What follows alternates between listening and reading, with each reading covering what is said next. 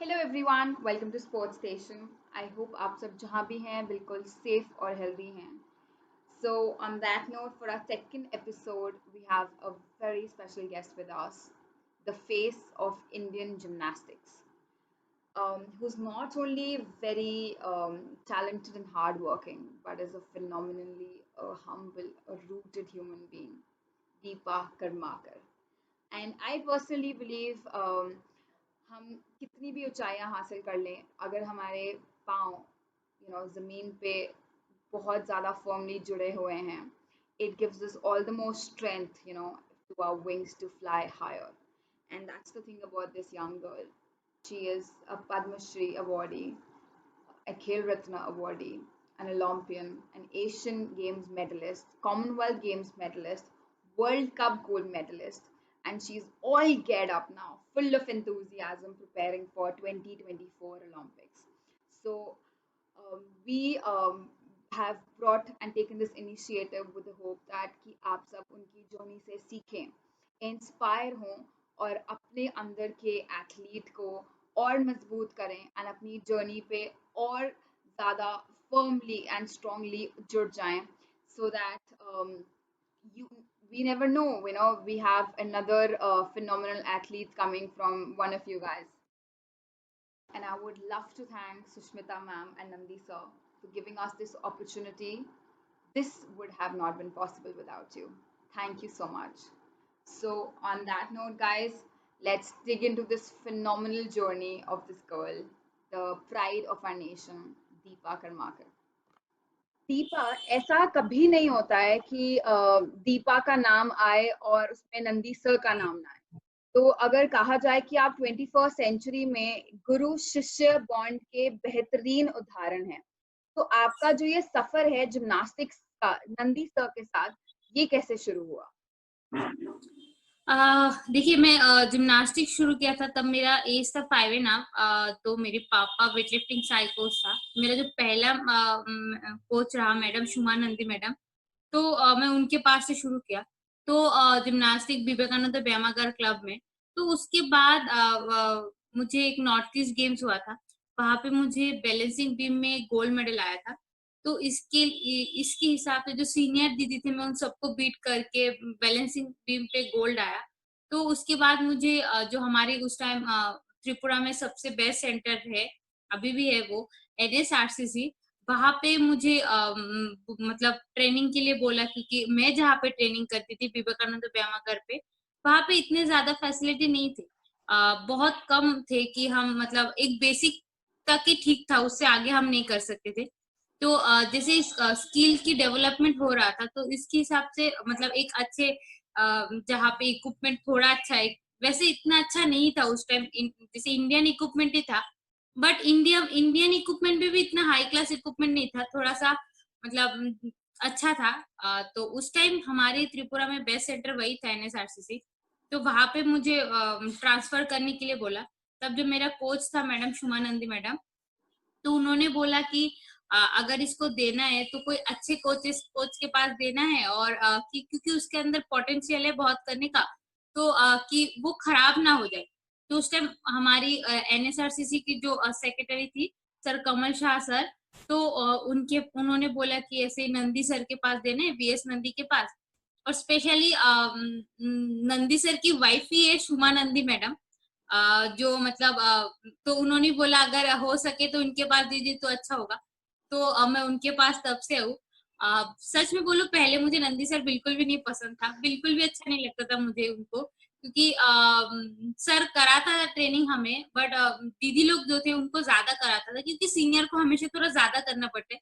तब मुझे इतना समझ में नहीं आता था, कि मुझे लगता था क्यों हमें कम कराते और सबको ज्यादा कराते। तो मुझे वो सब चीज में बहुत गुस्सा आता था। बट इसके लिए मैं घर पे आके बोलती थी मम्मी को, मुझे नहीं करने इनके पास, वो सर हमें जल्दी छोड़ दे। मतलब पापा और सर की बात होता था, क्योंकि मेरे पापा और मेरी जो फर्स्ट कोच थी मैडम शुमानंदी मैडम, दोनों कलीग भी थे। तो अच्छा खासा बॉन्डिंग है सर के साथ भी और मेरे पापा उनके साथ भी। तो मतलब सिर्फ समझाया घर में कि नहीं, तुम्हें जितना चाहिए उतना ही लोड देते, तो उतना ही लोड देना चाहिए, इतना नहीं। तो मैं रोती थी, मुझे बिल्कुल भी नहीं पसंद था सर मुझे। और क्योंकि सर के हाथ में एक डंडा भी रहता था हमेशा, फिलहाल मारता नहीं था बट वो डंडा भी रहता सर के पास। तो उसके लिए फिर धीरे धीरे जैसे लगा लगा फिर 2007 में मैं एक जलपाईगुड़ी में जूनियर नेशनल हुआ था। फिर मैं जब वहां पे गई थी, पार्टिसिपेशन किया था मैंने, फिर वहां पे मुझे 3 गोल्ड 2 सिल्वर आया। उसके बाद मुझे लगा कि नहीं, और उसके बाद सर भी मुझे बोलने लगा कि तुम्हें नेशनल चैंपियन बनना है, एक इंटरनेशनल खेलना है। तो जैसे मेरे पापा एक वेटलिफ्टिंग कोच थे, तो उनका ड्रीम्स था, उनका सपना था कि एक इंडिया पीछे लगाना है तुम्हें, एक इंडिया खेलना है तुम्हारे, जैसे कंट्री की रिप्रेजेंट करना है। तो वो सब चीजें मुझे बहुत अच्छा लगता था जब हम घर पे बैठते थे बात करते थे। और सबसे अच्छा बात था मेरे कि मैं घर पे जब गॉसिप भी होता तभी हमारी स्पोर्ट्स के रिलेटेड ही गॉसिप होता था, तो वो सब चीज बहुत हेल्पफुल रहा। और स्पेशली उसके बाद ऐसे करते करते कब नंदी सर के साथ मेरा बॉन्डिंग इतना इतना स्ट्रांग, इतना अच्छा हो गया। कोई कोई तो हमें बोलते हैं कि नादिया और उसकी कोच की जो बॉन्डिंग थी हमारी और सर की वो बॉन्डिंग है। और सच में मुझे बहुत अच्छा लगता है कि मुझे ऐसे एक चीज, मतलब ऐसे एक कोच के हिसाब से मुझे एक पापा मेरी मतलब एवरीथिंग, उन्होंने मुझे सब गाइडेंस किया। और बात थी कि मेरे पास कुछ भी नहीं था, बट मैं जैसे इक्विपमेंट की बात आए, फिजियो साइकोलॉजी, उस टाइम में मेरे पास कुछ नहीं था। बट फिलहाल मेरे पास जो चीज था वो बहुत लोगों के पास नहीं होता है, जो कोच था मेरे पास। तो मैं सच में उनको बहुत बहुत थैंक यू करती हूँ, क्योंकि उन्होंने मेरे ऊपर इतना टाइम वेस्ट किया और उनके फैमिली को सेक्रीफाइस करके वो मेरे साथ कैंप में रहा। तो आज शायद मुझे, इसलिए मैं आज यहाँ पे पहुंच पाई, जिसलिए मुझे 3 राष्ट्रपति अवार्ड मिला। तो मैं सच में उनको जितना भी थैंक यू बोलूं बहुत कम है। आई थिंक उनके सेक्रीफाइस की वजह से आज मैं यहाँ पे हूँ। ब्यूटीफुल। आई थिंक आपका जो वो बॉन्ड है आप दोनों का, वो जो ट्रस्ट है एक दूसरे के लिए, और स्पेशली नंदी सर का आप में फेथ एंड आपका भी, वो चीजें आपकी गेम में, आपकी परफॉर्मेंस में दिखता है। एंड जैसे आपने बोला, आप जिस मुकाम पे आज हैं, वो उसकी शुरुआत एक वो उस बॉन्ड से हुई, वो चीज शानदार है। सो आई थिंक हम पूरा हिंदुस्तान नंदी सर को थैंक यू बोलेगा कि उन्होंने हमारे सामने दीपा कर्माकर जैसे एक जिमनास्ट को खड़ा किया। So thank you so much sir, and thank you Deepa. इसी के साथ जैसे आपने बोला कि आपके जो फादर हैं वो भी जैसे साई के वेट लिफ्टिंग कोच हैं, तो उनका कोई इन्वॉल्वमेंट रहती थी आपके ट्रेनिंग से रिलेटेड, या वो कोई अपने इनपुट्स देते थे आपकी ट्रेनिंग में? देखिए, मेरे पापा वेटलिफ्टिंग साइकोस थे। मुझे जिम्नास्टिक्स में डाला, तो मुझे लगता है कि वेटलिफ्टिंग और जिम्नास्टिक्स में बहुत ज्यादा फर्क है, कोचिंग में भी। तो मैं सच में बहुत प्राउड फील करती हूँ, मुझे ऐसे एक पेरेंट्स मिले, मेरे पापा मम्मी दोनों, कि मेरी स्पोर्ट्स में उन लोगों ने कभी इंटरफेयर नहीं किया। जब मेरी कोचिंग की टाइम आते, फिटनेस की टाइम आते, कुछ भी होते, कभी मेरे सर जो सर की डिसीजन होते वही राइट होते। आई थिंक इसीलिए पॉसिबल हुआ। मेरे पापा एक कोच है, वो एक अच्छा स्पोर्ट्स पर्सन रह चुका है, तो इसलिए उन्होंने इतना सब कुछ मतलब अच्छे से हैंडल किया।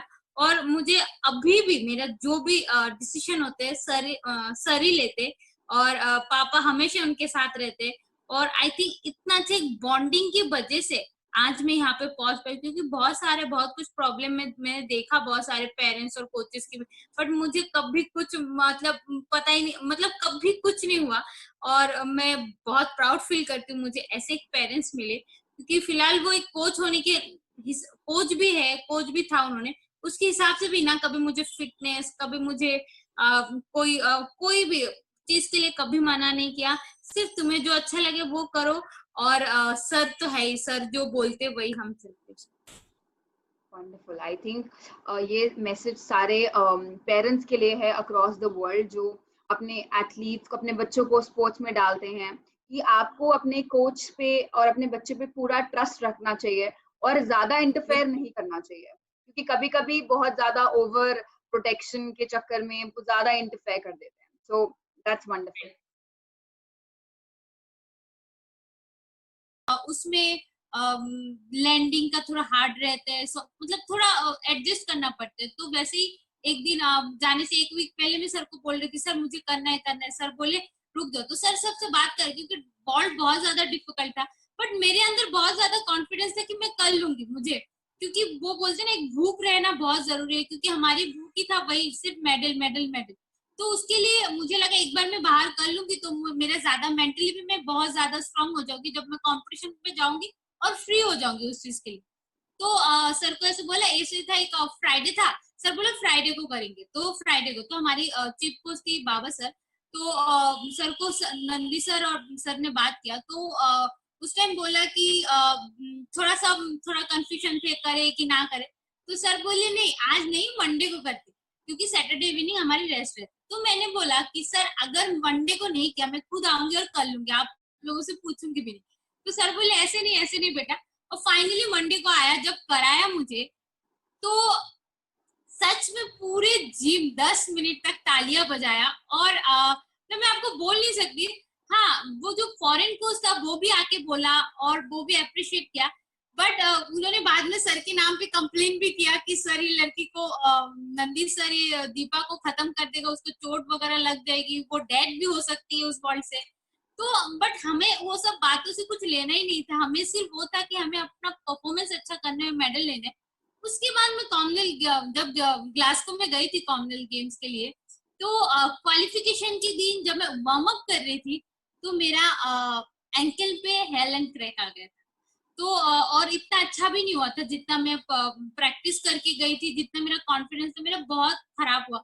ऐसा था कि मैं फाइनल पे पहुंचूंगी कि नहीं, मतलब इतने ज्यादा।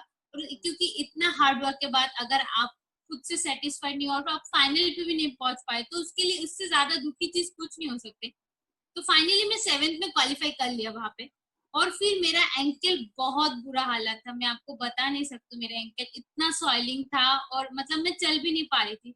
और उस टाइम सर आए मेरे पास, सर बोले कि देखो अगर करना है तो अच्छा करना है, खराब तो बिल्कुल भी नहीं करना है।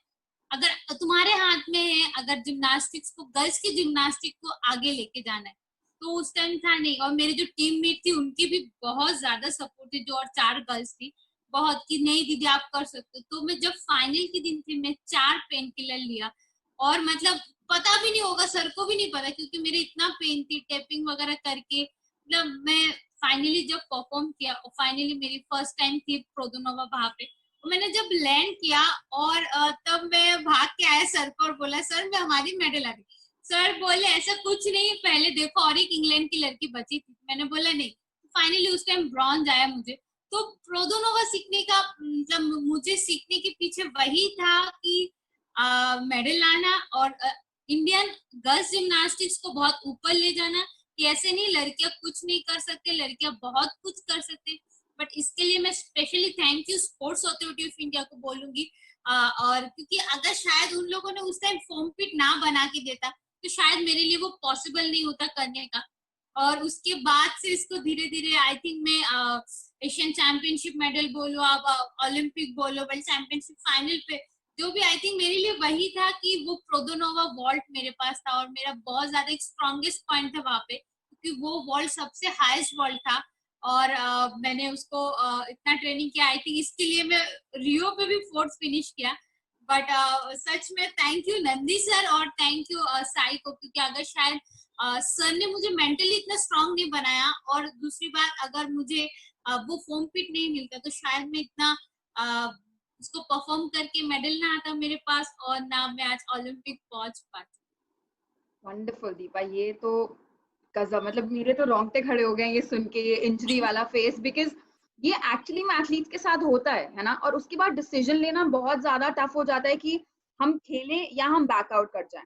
और बहुत सारे एथलीट बैकआउट कर जाते हैं बिकॉज उनको लगता है हेल्थ बहुत ज्यादा जरूरी है, और जो है भी।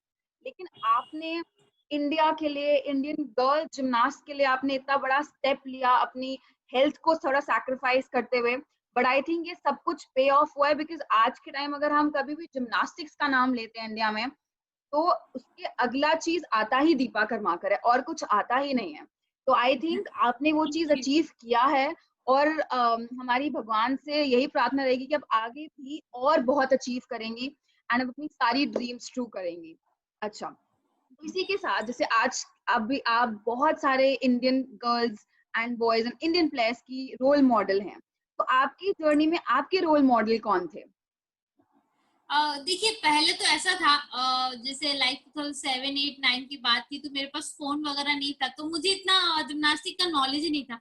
तो मेरे पास तो सबसे बड़ा रोल मॉडल मेरे कोच था नंदी सर। उसके बाद मैंने जब थोड़ा मुझे भी खुद इंटरेस्ट आने लगा नहीं करना है ऐसे, तो मैंने जब देखा मुझे जब वो सिमन बाइल्स और फिर गुलिया स्टेनबर्गर, फिर ग्रेवी डगलस, उनको बहुत अच्छा लगने लगी, क्योंकि उनकी एलिमेंट जो है मुझे बहुत अच्छा लगी, और मैं उनको फॉलो भी करती थी, कैसे कैसे एलिमेंट सीखते हैं, कैसे हमारी कुछ एलिमेंट की बेसिक्स होते हैं वो सब पकड़ के। जैसे मैंने गुलिया स्टेनबर्गर बोल जो है स्विट्जरलैंड की, जो लास्ट रियो में थर्ड मिला, ब्रॉन्ज मिला था उनको वॉल्टिंग टेबल पे, और वो वॉल्टिंग टेबल की स्पेशलिस्ट है। तो मुझे उसको बहुत अच्छा लगता है देख के, क्योंकि उनकी जो वॉल्ट है, मैं उनकी बहुत बड़ी फैन हूँ, मैं सच में बहुत अच्छा लगता है जब और मैं उनके साथ फोर्थ फिनिश किया, तो मेरे लिए उस टाइम तो बहुत अच्छा लगा था कि वो थर्ड और मेरी रोल मॉडल थर्ड में फोर्थ, तो मुझे बहुत अच्छा लगता है। वंडरफुल। अच्छा, और कोई और स्पोर्ट्स का भी कोई रोल मॉडल रहा आपका कि यही लोग? देखिए, और स्पोर्ट्स तो मैं इतना ज्यादा फॉलो नहीं करती हूँ, क्योंकि मेरे पास टाइम ही नहीं मिलता है पहली बार। अदरवाइज मैं थोड़ा थोड़ा बैडमिंटन भी फॉलो करती हूँ। मुझे सिंधु अच्छे लगती है और करोलिना भी बहुत अच्छे लगते हैं, उन दोनों को मैच। चलो, दैट्स वंडरफुल। और दीपा, जैसे कि आपने ओलंपिक्स में इंडिया को रिप्रेजेंट किया है। ओलंपिक्स तो हमारा सबसे बड़ा इवेंट होता है स्पोर्ट्स में, है ना? तो उसमें जब आपने राइट। रिप्रेजेंट, एंड शायद से आपने अपने रोल मॉडल्स के साथ वहां पे compete कर रही थी, है ना? तो वहां पे जब आप परफॉर्म कर रहे थे उस समय वो कैसी एक्साइटमेंट थी, डर था, वो कैसी फीलिंग थी? देखिए, हाँ, उस टाइम तो कुछ पता नहीं चलते। पहली बात तो हम सब एक ही लगते हैं, क्योंकि जब हम ग्राउंड में भी जाते हैं, ट्रेनिंग हॉल पे कंपटीशन, तब फोकस सिर्फ अपना ही रहता है, अपने ट्रेनिंग अपने एक्सरसाइज के ऊपर ही। तो उस टाइम नहीं पता चलते। उसके बाद जब हम आके जैसे फ्लैशबैक में फिर जाते, तब तब ऐसे लगते कि फाइनली सच में मुझे, क्योंकि मैं एक स्टोरी आपसे शेयर करना चाहती हूँ। जो यूसेन बोल्ट था, बोल्ट है एथलेटिक्स के। तो मैंने एक दिन जब रियो में गेम विलेज में उनको देखा, और वो भी मैकडी की लाइन पे वो खड़े थे, तो मैं सोची थी इतने लंबे दिख रहा है, वो है इतना भीड़, और मैं बहुत छोटा शॉर्ट हूँ। मैं ऐसे ऐसे करके अंदर से घुस के देखा वो, और मतलब उनको वो सामने से देखना मेरे लिए इतना ज्यादा खुशी था। फिर मैं जब क्योंकि उस टाइम तो ऐसा था कंपटीशन ट्रेनिंग इतना सोच ही नहीं पाए। उसके बाद जब जाके मैंने देख उसके बाद मैंने जाके जब बात किया, घर वालों से बात किया, मेरे पापा से बात किया, फिर मैंने सर से, सर ऐसे ऐसे देखा आपको, मतलब मुझे इतना अच्छा लगा। और मतलब ऐसा था कि मैं फोटो खींचू क्या, मैं सोच ही नहीं पा रही थी उनको देख के। मतलब वही सब चीज मुझे बहुत अच्छा लगता है जब मैं फिर से फ्लैशबैक में जाती हूँ। जैसे अभी लॉकडाउन के पीरियड में मैं घर पे हूँ, जब मैं घर पे वो सब चीज फोटोज देखती हूँ, फिर यूट्यूब में जाके वीडियो, तो मुझे अभी उस टाइम इतना अच्छा नहीं लगता है, जब अब देखती हूँ इतना अच्छा लगता है कि हाँ, वो टाइम बहुत अच्छा टाइम था।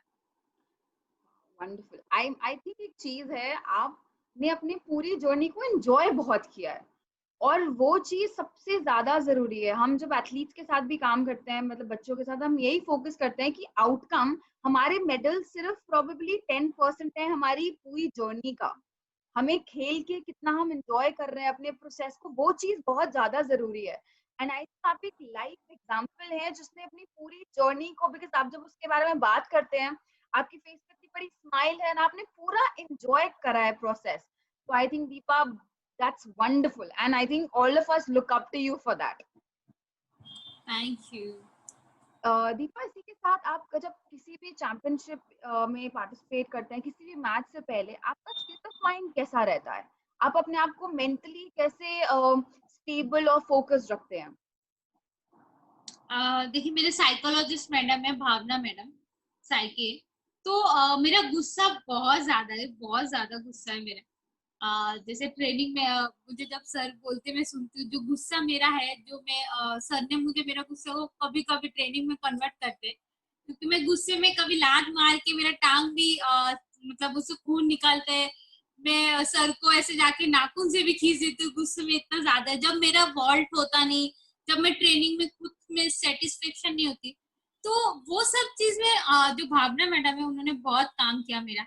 जैसा मैं जब भी साइकोलॉजिस्ट मैडम को देखी थी पहले, जो 2014 की बात है, मैं भागती थी उनको देख, अगर वो आ रहे तो मैं और कहीं भाग जाती थी। मतलब ऐसे लगता था कि अभी मैडम पकड़ लेगा तो मुझे सब मतलब उनको देख के पता चल जाते कैसे है। तो वो सब चीज करते करते धीरे धीरे फिर सर ने समझाया, फिर धीरे धीरे। और अभी ऐसे एक दिन आया, मैं जाती मैडम के पास बैठी 1 घंटा 2 घंटा की मेरा ऐसे ऐसे प्रॉब्लम हो रहे। तो हाँ, वो सब चीज में मेरा मेंटली जो है बहुत ज्यादा हेल्प किया मैडम ने। क्योंकि पहली बात मुझे ये सब पता ही नहीं था, साइकोलॉजी, फिजियो, न्यूट्रिशन, वो सब चीज कुछ नहीं, सब कुछ मेरा सर ही था।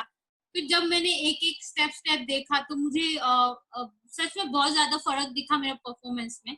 और बात ही मेंटली मेरा वही है कि रहता है हमेशा जब मैं कंपटीशन में जाती हूँ कि इतने दिन हमने हार्ड वर्क किया, मेहनत किया, बस हमें सिर्फ एक ही दिन मिलते हैं दिखाने का, तो हम पूरी कोशिश करते अपने 100% देने।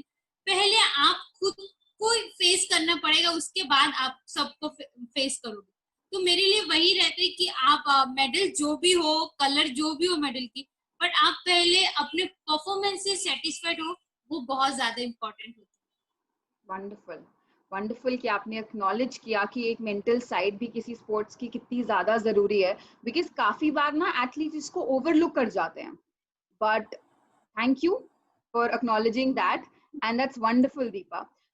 दीपा, इसी के साथ आपकी एक नी इंजरी आपको हुई थी, है ना? जिसकी वजह से आपके काफ़ी मेन टूर्नामेंट्स भी मिस हुए थे। बाकी राइट। आपने बहुत शानदार कमबैक किया था वर्ल्ड चैलेंज कप के साथ, है ना? और आप उसमें गोल्ड भी जीते थे। बट आपने अपने आप को उस इंजरी के साथ एंड इतने इम्पोर्टेंट टूर्नामेंट जो आपने मिस आउट किए, आपने अपने आप को कैसे उस समय मजबूत रखा कमबैक के लिए?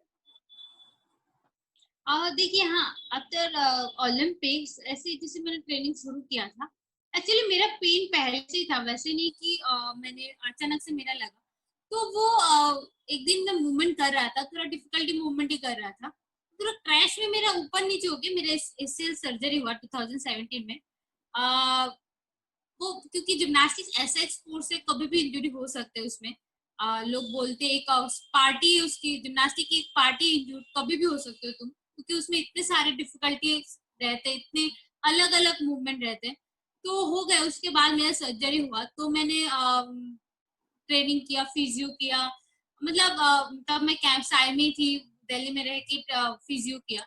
तो अच्छा हुआ था सब कुछ। फिर मैंने कमबैक भी किया 2018 में, वर्ल्ड कप हुआ था तुर्की में, जो आई थिंक इंडिया में पहली जिम्नास्टिक्स में गोल्ड आया था कोई वर्ल्ड कप में। और अच्छा खासा मार्क्स भी था वहां पे। तो उससे पहले कॉमनवेल्थ गेम्स था, हाँ, उसके पहले वो कंपटीशन मेरे हाथ से चुका। फिर और एक दो वर्ल्ड कप भी मैंने खेल पाई थी, जिस इंजरी की वजह से एशियन चैंपियनशिप में नहीं खेल पाई थी। बट मेरी सर की जो डिसीजन थी, पहले तुम खुद को फिट फिट हो जाओ, फिर आओ परफॉर्मेंस में, क्योंकि अगर तुम फिट नहीं रहोगे तो ऐसे जाके घूम के आना कोई फायदा नहीं है।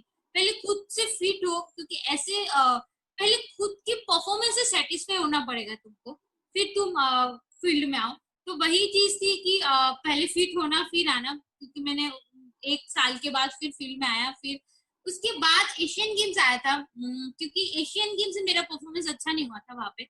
स्पेशल बात थी क्योंकि थोड़ा सा नी पेन आ गया था, और नी पेन इसलिए आया था मेरा, वहां पे जो इक्विपमेंट्स थे वो मतलब टाइसन की थे, और वो इतना ज्यादा हार्ड था। और हम हमारे इंडिया में जिम नोवा का था, तो दोनों में बहुत ज्यादा फर्क था। और मतलब इतना हार्ड था, और हमारी जिम नोवा वाला जो हम हमेशा ट्रेनिंग करते वो नॉर्मल था, अच्छा था। तो वहां पे जाके थोड़ा लैंडिंग में मेरा ट्रेनिंग पे लग गया था, पोडियम ट्रेनिंग के दिन। तो उसके बाद मेरे एशियन गेम्स खराब गए, इतना अच्छा नहीं गया। पर उसके बाद भी मैंने और एक वर्ल्ड कप खेला था, जो ओलंपिक क्वालिफिकेशन की है, जो कोटबास में हुआ था, आई थिंक उसके 2 महीने के बाद ही। फिर वहां पे जाके मुझे ब्रॉन्ज आया वॉल्टिंग में। और वो वर्ल्ड कप ऐसा था कि क्योंकि ओलंपिक क्वालिफिकेशन इवेंट है, तो आपको पता ही होगा वहां पे सारे हाई क्लास एथलेट आते हैं। आई थिंक सिवाय सिमन बाइल्स की सब आए थे वॉल्टर वहां पे जो थे। और उनके साथ मुझे जब ब्रॉन्ज आया तो मैं सच में बहुत खुश थी, क्योंकि उनके साथ ब्रॉन्ज मिला मुझे। और मतलब ऐसे फिर 2019 पे भी ओलंपिक क्वालिफिकेशन था, तो फिर से मुझे थोड़ा सा इंजरी हो गया, क्योंकि ऐसा होता ही है जिम्नास्टिक्स में। कि इंजुरी होना ऐसा कुछ नहीं कि ना हो सकते, कभी भी हो सकते। बट मुझे लगता है जब हम इंजूर्ड होते हैं तब हमें पता चलते हैं हमारी बॉडी में कौन सी चीज की वीक है, कौन सी उसको और ज्यादा स्ट्रॉन्ग करने की हम थोड़ा इंजुरी से बच सकते हैं आगे, और हमारी परफॉर्मेंस कैसे हाई हो सकते हैं। तो मुझे लगता है कोई भी इंजूर्ड हो तो उसको कभी नेगेटिवनेस में ना ले जाए, पॉजिटिवनेस लेके आगे बढ़े, और जरूर वो आगे कामयाब हो। बिल्कुल सही आपने बोला कि इंजरीज को हम अवॉइड नहीं कर सकते। अगर हम खेलते हैं तो हम इंजर्ड होना बहुत नेचुरल और बहुत ज्यादा कॉमन हो जाता है, बट उस समय हमें राइट। हमारा माइंडसेट कैसा रहता है वो बहुत ज्यादा जरूरी होता है। तो दीपा, आप जैसे आपका बहुत टफ और हार्ड ट्रेनिंग शेड्यूल रहता है ना, तो उसमें आपका फेवरेट सोर्स ऑफ रिक्रिएशन या टाइम पास क्या है? आई एम श्योर हमारे आपके फैंस ये चीज जरूर जानना चाहेंगे। देखिए पहली बात तो मैं मुझे टाइम भी बहुत कम मिलते हैं, संडे मिलते हैं, तो संडे में बहुत ज्यादा लेट उठती हूँ, क्योंकि मुझे लगता है एक ही दिन वीकली मिलता है। अदरवाइज रिक्रिएशन वो ऐसे मैं मुझे अदर ना कोई गेम, ना सॉन्ग, ना कुछ ड्राइंग वगैरह उसमें कोई इंटरेस्ट नहीं है। बट कभी मुझे शॉपिंग करना पसंद होता है, क्योंकि जब सैटरडे इवनिंग रहते हैं, छुट्टी रहते हैं, जब हम घर से बाहर रहते हैं, क्योंकि हम ज्यादा टाइम दिल्ली में रहते हैं, वहीं पे ट्रेनिंग करते हैं, कैंप चलते हैं, तो सर हमें ले जाती है घुमाने बाहर, तो मुझे शॉपिंग करके और थोड़ा अनहेल्दी चीज खा लेते हैं, जैसे लाइक पिज्जा, बर्गर, आइसक्रीम, कभी कभी कंपटीशन से पहले नहीं देते, बट अदरवाइज जब हम वो खा लेते तो मेरे माइंड ऐसे ही प्रेशर में खाने का बहुत ज्यादा शौकीन है, मुझे खाना खाना बहुत पसंद है। तो ऐसे ही करके मैं फ्रेश हो जाती हूँ, और फिर मंडे से फिर वीक स्टार्ट करती ब्यूटीफुल, दैट्स अमेजिंग। और उसी के साथ आपने अपने एक इंटरव्यू में बोला था कि ओलंपिक्स की तैयारी के दौरान आपने 3 महीने कितने चॉकलेट्स नहीं खाई थी, एंड आपने वहां पे भी अपना फोन तक यूज नहीं किया था, है ना? तो आप अपना, जैसे अब आप एक सेलिब्रिटी हैं इंडियन प्लेटफॉर्म में, तो आप अपने सोशल मीडिया को और आप सारी लाइमलाइट को, अपनी प्रैक्टिस को कैसे बैलेंस आउट कैसे करते हैं आप? देखिए पहली बात तो मैं सेलिब्रिटीज खुद को मानती नहीं हूँ, मैं अभी भी एक नॉर्मल स्पोर्ट्स पर्सन हूँ। और हाँ, थोड़ा सा पहले जैसे लोग जिम्नास्टिक बोलते तो भी इतना नहीं, अभी जिम्नास्टिक बोलते तो सबके ऐसे होप आती है कि हाँ शायद वो दीपा है और भी सारे बच्चे जो भी है न्यू कमर्स है, वो सब लोग शायद कोई कंपटीशन में जाते, तो पहले इतना लाइमलाइट में नहीं रहता था, अब सबके होप रहते कि शायद मेडल आएगा जिम्नास्टिक्स में, और जिम्नास्टिक्स में ऐसे एक लड़की है वो। तो हाँ, वो सब चीज में थोड़ा सा हमें पहले प्रेशर नहीं था। जो आई थिंक 2018 में एशियन गेम्स में मेरे अंदर बहुत ज्यादा प्रेशर आ गया था, जिस कारण मेरा परफॉर्मेंस बिल्कुल भी अच्छा नहीं हुआ था। और मैं हर एक एथलीट को और कोई भी है सबको बोलना चाहूंगी कि कभी प्रेशर मत लो, प्रेशर से बहुत चीज खराब होती है, जो मेरे साथ हुआ है।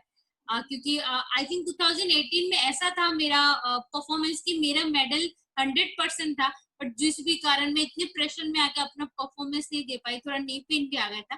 तो हाँ, और सोशल मीडिया की बात आई तो मैं इतनी ज्यादा फॉलो नहीं करती हूँ इतना ज्यादा, क्योंकि टाइम ही नहीं मिलता। अभी ऐसा है कि अभी हम लॉकडाउन के पीरियड है घर में, तो अभी थोड़ा कर रहे, अदरवाइज मैं सोशल मीडिया में इतना ज्यादा एक्टिव रहती नहीं हूँ। और कभी मुझे ऐसा मतलब ज्यादा मैं कहीं भी टाइम स्पेंड करती हूँ, और जैसे भी प्रोग्राम वगैरह कहीं अटेंड करना है, तो सब कुछ सर ही हैंडल करते हैं, सर ही बोलते हैं कहाँ जाना है क्या जाना है, तो मुझे उससे कुछ प्रॉब्लम नहीं होते। मुझे जब सर बोलते हैं तब मैं करती हूँ, जब जहाँ बोलते मैं जाती हूँ, तो मुझे इतना ज्यादा प्रॉब्लम नहीं होते वो सब चीज। जैसे आपने बोला कि आप बहुत प्रेशर आ गया था और आप सबको एक मैसेज देना चाहते हैं कि प्रेशर ना ले, तो अब आप अपने प्रेशर से कैसे डील करते हैं? देखिए हाँ, पहले ऐसा था कि मैं पहले नहीं, आई थिंक अभी लोगों को पहली बार एक बार ठोकर खाते फिर ही लोग सीखते, तो वही चीज था कि अचानक से सबकी ऐसी थी, और उससे आई थिंक एशियन गेम्स के 2 वीक पहले मुझे वर्ल्ड कप में भी गोल्ड आया था मेरा। तो सबकी होप था कि इस बार तो मेडल आएगा आएगा आएगा, ऐसा करके थोड़ा मैं बहुत ज्यादा मैं खुद से, और पहली बार मैं कंपटीशन से पहले इतना फोन वगैरह यूज नहीं करती हूँ, क्योंकि मुझे पता ही नहीं चलते बाहर दुनिया में क्या चल रहा है। और वही मैं अभी फिलहाल अभी नहीं, आगे भी यूज करूंगी, क्योंकि बाहर क्या चल रही है, मेरे बारे में लोग क्या बोल रहे हैं, वो ना जान के सिर्फ मैं अपने प्रैक्टिस में कंसेंट्रेट करूँ, तो ज्यादा मुझे परफॉर्मेंस अच्छा होगा ऐसे मुझे लगता है। और मैं वही चीज करती हूँ कि सिर्फ सर से डिस्कस करती हूँ जो मुझे थोड़ा सा डाउट रहता है, ऐसे नहीं ऐसे, तो सर मुझे समझाते हैं। और सब पहली बात तो अगर हम खराब भी करते हैं तो सर से डांट खाना है, और अच्छा भी करते हैं सर से शाबाशी सुनना है। तो मैं वही करती हूँ कि सर से ना डांट खाओ पहली बात, क्योंकि अगर हम जब खराब कंपटीशन करते, जब बैक टू जिम होते, तो सबसे ज्यादा डांट उनसे ही पड़ती है। तो वही सोचती कि अपने बेस्ट परफॉर्मेंस देने की, वही कि हमने जो सीखा, हमारी जो इतने दिन की हार्ड वर्क की, बस हमें अपने 100% देने, आगे जो हम देख लेंगे। वंडरफुल। तो बीइंग डिटैच अपने रिजल्ट से और सिर्फ अपने आज पे फुल फोकस करके अपनी मेहनत पे, है ना, और बाहर की दुनिया में क्या चल रहा है उससे बिल्कुल हम स्विच ऑफ हो जाएं। तो आई थिंक ये बहुत अच्छा एक टिप रहेगा, जो भी बच्चे ये देखेंगे वो आगे के अपने कंपटीशन में इस चीज को इम्प्लीमेंट कर पाएंगे, है ना। तो दीपा, इसी के साथ टुवर्ड्स द एंड हमारी इतनी वंडरफुल और हमें इतना अपने बारे में बताने के लिए आपका बहुत बहुत थैंक यू। इसी के साथ आप एक युवा खिलाड़ी होने के नाते बाकी जो अन्य युवा खिलाड़ी हैं पूरे देश के, है ना, उनको आप क्या ऐसा कोई टिप देना चाहेंगे, या आप क्या उनको अपने एक्सपीरियंस से एक चीज बताना चाहेंगे कि उनको कैसा करना चाहिए? हाँ, जो नेक्स्ट जनरेशन के बच्चे हर एक स्पोर्ट्स में, कहीं भी जो भी अपने अपने डिसिप्लिन में, मैं उनको वही बोलूंगी कि देखिए, हमेशा हमारे पास सब कुछ अवेलेबल नहीं होती, क्योंकि आपको पता ही होगा, हम त्रिपुरा से बिलोंग करती हूँ मैं, और वो इतना छोटा सा स्टेट है, और जिम्नास्टिक ऐसा गेम था लोग जानते नहीं थे, सर्किस बोलते थे। तो पहले तो कुछ खुद के लिए करो, पहले खुद के लिए और अपने फैमिली के करो, फिर ऐसा लगता है कि हार्ड वर्क ऑलवेज पे ऑफ। हार्ड वर्क करोगे तो आप हमेशा आपको उसके रिजल्ट मिलेगा। और जब लोग बोलते हैं कि आप नहीं कर सकते हो, तो उनको पॉजिटिव से पॉजिटिव वे में लो और करो, और उनको दिखाओ जो बोलते नहीं कर सकते हम करके, और लड़कियां कुछ भी कर सकते, वो आपको लास्ट ओलंपिक्स में भी पता चल गया। और मुझे लगता है आगे जो भी कंपटीशन और जो भी चीज है, सब में पता चल के लड़कियां बहुत आगे बढ़ चुकी है, लड़कियां कहीं पीछे नहीं है। वंडरफुल। आई थिंक ये एक बहुत ब्यूटीफुल मैसेज है सबके लिए, और ये बहुत ज्यादा एक्सपीरियंस के साथ दीपा ने हमें ये बात बताई है। और उसी के साथ आप जो पेरेंट्स देखेंगे कोचेस को, उनको आप कोई मैसेज देना चाहेंगे? हाँ, वो कोचेस को और स्पेशल कोचेस को मैं तो सबसे ज्यादा लकी मानती हूँ कि मेरे पास सब कुछ ना हो के भी, बट मेरे पास ऐसे एक चीज था जो शायद हर एक लोगों के पास नहीं है। क्योंकि मेरे पास ऐसे एक द्रोणाचार्य सर थी, नंदी सर थी, क्योंकि उनकी सपना थी हमेशा उनको कोई अवार्ड मिले। जैसे वो 10 इंटरनेशनल भी खेल चुके थे, उसके बाद भी उनको अर्जुन अवार्ड नहीं मिला था। बट फाइनली जब 2016 के बाद सर को द्रोणाचार्य अवार्ड और मुझे राजीव गांधी खेल रत्न एक साथ मिला था, तो वो दिन मेरे लिए बहुत स्पेशल था। और कोचेस के लिए वही बोलूंगी कि बहुत मेहनत करिए, क्योंकि आप लोगों के हाथ में होते कैसे प्लेयर्स को डेडिकेट करना और डिसाइड करना वो कैसे चले कैसे ना करे, और उनकी लाइफ के लिए कौन सा अच्छा है कौन सा। और स्पोर्ट्स के लिए नॉट आउट, बिना कोच के आप कुछ भी नहीं कर सकते हो। और पेरेंट्स को बोलूंगी कि आप बहुत ज्यादा हेल्प करिए, सपोर्ट करिए, और फील्ड में जैसे कोच बोलते हैं वैसे सुनिए, तो आप बहुत आगे बढ़ेगा हमारी जो आगे आने वाली स्पोर्ट्स से। वंडरफुल। आई थिंक ये बहुत ज़्यादा इंफॉर्मेटिव रहेगा सबके लिए जो भी ये सुनेंगे। So thank you so much Deepa, यहाँ पे आने के लिए, हमारे साथ अपना इतना ज़्यादा कीमती और वैल्यूएबल टाइम शेयर करने के लिए। And I thank hope you. जो भी ये सुनेगा उनको बहुत कुछ इंसाइट मिलेगी आपकी जर्नी में, और उनको टिप्स भी आपने बहुत दिए हैं टाइम एंड अगेन कि कैसे वो डील करें सब चीज़ों से। So thank you so much Deepa. All the very best thank आपके फ्यूचर के लिए। हम सब यही थैंक प्रार्थना यू। करेंगे कि आपके सारे ड्रीम्स सच हों और हम आपको हमेशा और ऊंची ऊंचाई पे देखें। Thank you. Thank you so much. Thank you.